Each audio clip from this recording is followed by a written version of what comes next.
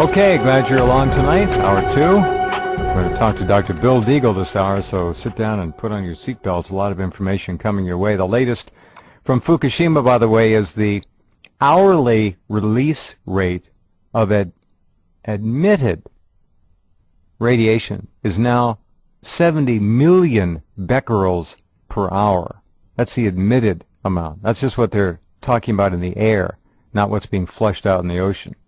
It was 60 million an hour a month or two ago. It's gone up to 70 million. TEPCO says, oh, that's because workers are in there stirring up the dirt and dust and bringing it out of the plant with them. Sorry. These people have absolutely no conscience whatsoever. They're killers, and they're killing us. Remember, the Pacific Ocean is finished. It's toast. If you study ocean currents for even 5 minutes on the Internet, you'll understand there's a very intricate circulatory system all throughout this body of living water and animal life. And that circulatory system is carrying radioactivity all over the Pacific. Northern Pacific, granted, not below the equator yet, but it's on the west coast, it's in Canada. The Canadians have studied this, the government, but they will not release the results to the public. Bill, welcome back to the program. Yeah, thanks, Jeff. Lots of updates. One of the most remarkable things happened in the last few days, and I was kind of puzzled. And then I listened to the clips later today from Michael Collins. I thought, my gosh, he found the same thing up in Santa Monica as I found here in North County, San Diego. Right. Which is the radiation level dropped for the first time, consistently stayed down, not at we call base level or background level, which is normally around 22 to 26, but it stayed around 30 to 32 and hasn't popped up for a couple of days. And I said, this is strange. Because we know that reactor number 4, Mock's cooling pool, had a earthquake that caused disruption of a pipe on January 2nd. Yeah, broke and it. And it was radioactive plutonium detected as far east as all the way to Eastern Europe. And we know that the radiation that's been detected in the fall, right before Christmas, of radioiodine-131, was not from a local reactor in Eastern Europe or Western Europe, an old-style Chernobyl-style reactor from the Russian era, the era of the Soviet Empire. And these old doddering reactors, by the way, are still there. But it's not them. No, what's going on is Fukushima, I think, is now actually tunneled so deep into the ground that we're going to have several things happen. The first is, this has not gone away. The nuclear critical reactions are continuing. So what we're having is the corium is so deep, it's building up pressure, and it's going to cause one of several types of things. Number one is a hydrovolcanic explosion where it generates enough pressure you literally get an explosion like a volcano. Number one. Number two is it's going to cause superheated steam that'll vent for kilometers away from the site. They could pop up in a schoolyard or a road or anywhere. Sure. And, of course, because it's only a few hundred yards from the ocean, it's probably going to vent directly into the ocean floor. And we know that about 83% of the radioactivity, by estimates of air currents and water currents, was dumped directly into the Pacific or went east toward us and toward Europe. 83%? That's your figure? That's 83? the estimate I've heard from my scientists, that they figure around 83% went directly eastward into the ocean. Now, of course, the other thing is that the local radiation that's pushed up on the coastline continues to be pushed back and forth by wave action and gets vaporized. So it goes 5 to 7 kilometers in. So if you can taste the seawater in the air, you know that you're also getting nanoparticles of radioisotopes. That's what we talked about last night. Now, of course, the Humboldt current, which carries it toward North America and splits and goes north toward Alaska and then down toward the Baja California. There's another set of currents that people may or may not be aware of that could be the reason why we've detected that radiation off of the east coast of Australia. And it's that there are connections between the jet stream and connections between high altitude rivers in the upper stratosphere. And the stratospheric oceans of water, or rivers of water, and there's about 6 major ones, but one of the major ones in the Pacific Ocean carries 100 times more water per day than the Amazon, which is the biggest river on Earth. So there's a potential if those particles get in that upper atmosphere, and these rivers do cross the equator. They're not controlled like the trade winds at the equatorial area. They cross the equator, which means I've got an engineer now in Vilcabamba. There's also a report now in Australia. So you wonder, are some of these is they're somehow now getting a connection between the radiation levels at lower altitudes, getting into these high altitude super rivers, if you want to call it, that carry, billions of cubic miles of water every day, more than the Amazon, all over the upper atmosphere of the Earth. Right? Exactly. So that's one of the questions. You have to start asking questions like, what is this? Why did it go all of a sudden back to background? And when I heard that Michael Collins found the same thing I was testing every day, and I went outside and did a couple of tests with the rain, because it's been raining here lately, and I figured, it's radioactive. Mm-hmm. I went out and tested during the rain the last 3 days. It's like, it's not. This is weird. It didn't go up at all. Mm-hmm. What's going on here?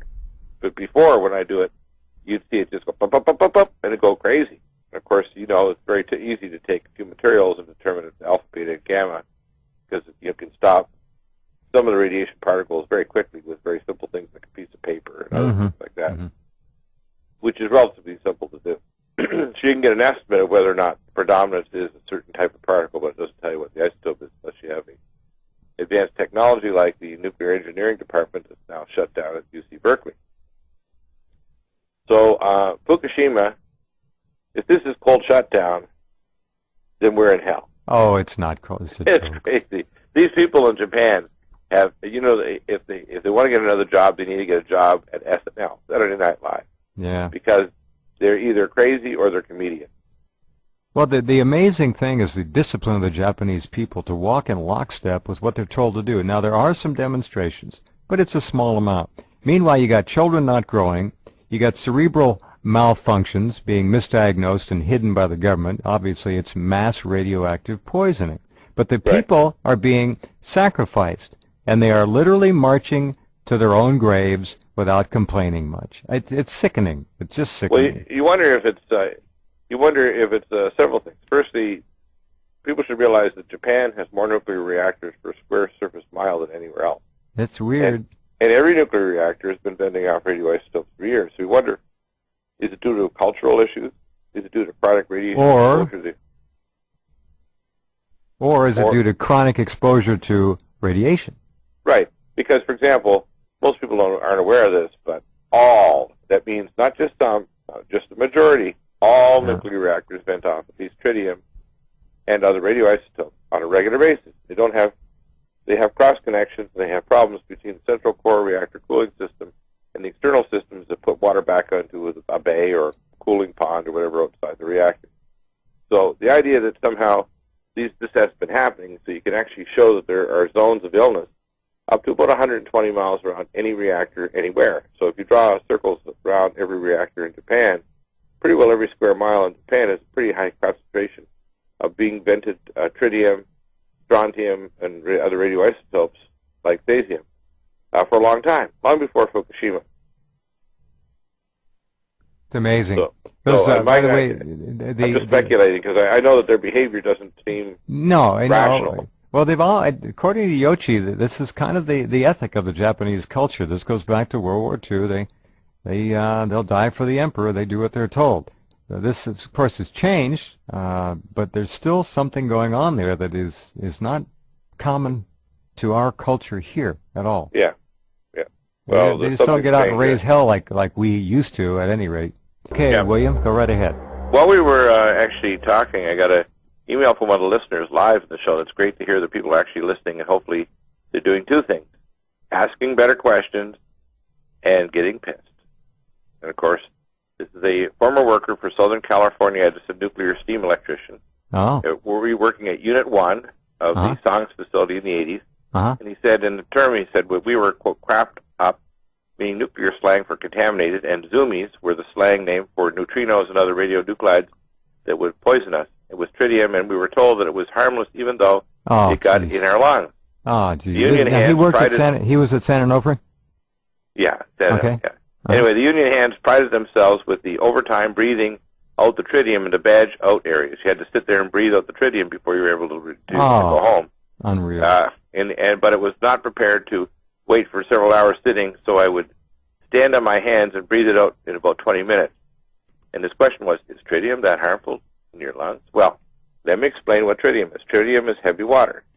And the way the tritium works on a molecular level in your DNA is it displaces the codons of your DNA by one base pair. Now, people think that's not much, one water molecule, heavy water molecule. But water molecules that have extra protons don't act like water molecules. They basically, neutrons, they move the base pairs of the DNA over one base, and that extra neutron, what it does, even though it doesn't have a charge, it makes the DNA not able to exactly replicate that codon, so you get an abnormal amino acid replacing the one because of that. So it causes point mutations. So, and all nuclear plants give off radiation. Now, I was mentioning also how you can measure the effects of some of the things like electromagnetic pollution and so on. That's amazing what that man wrote in the email, that they actually used to make him wait 20 minutes so they breathed out all the tritium. Yeah, now here's why you can measure. If you want to measure the effect, for example, there's a simple test. When they went after Chernobyl, and they had to take quite a while because you had to do what's called scanning electron microscopy, you can actually take a skin biopsy or a biopsy of the mouth or some other tissue that's rapidly replicating, and you just take a simple slide and put it under scanning EM, and you look for what's called micronuclei. Micronuclei are basically chunks of DNA that are kind of evaginated off the cell, and then the cell extrudes them, and they get in the extracellular space, and they can actually replicate in that space. You get big chunks, a whole lot of this micronuclei, a little invaginated with its own cell membrane around it, floating around the space between the cells and in the lymphatics. So if you actually were able to draw the lymphatic fluid off, you'd see a whole pile of micronuclei there. That's number one. Number two, you're going to see the presence of very high levels of oxidative stress markers, a thing called 8-hydroxy-2'-deoxyguanosine, which is oxidized guanosine, one of the base pairs in your DNA. And you're going to also see levels of oxidized fatty acids called T-bars. So these tests can be done. People say, oh, you can't measure it. You can also look at the profile of the specific tissues it's going to go to, because you can do a radioisotope scanning. You can actually put them through a radioisotope scan like the one we do for medical tests, and you can find out over a period of time where those radioisotopes are going to concentrate. And certain ones, like strontium, go directly to the bone. Stasium goes directly into, say, women, to the breast and to the glandular tissues because it's an analog of potassium. Strontium is an analog of calcium. Mm-hmm. And so there's all kinds of ways of doing this, but nobody, the EPA, the CDC, nobody's doing testing on anything, and that's why this is so damn dangerous. The human race isn't going to be able to reproduce another generation.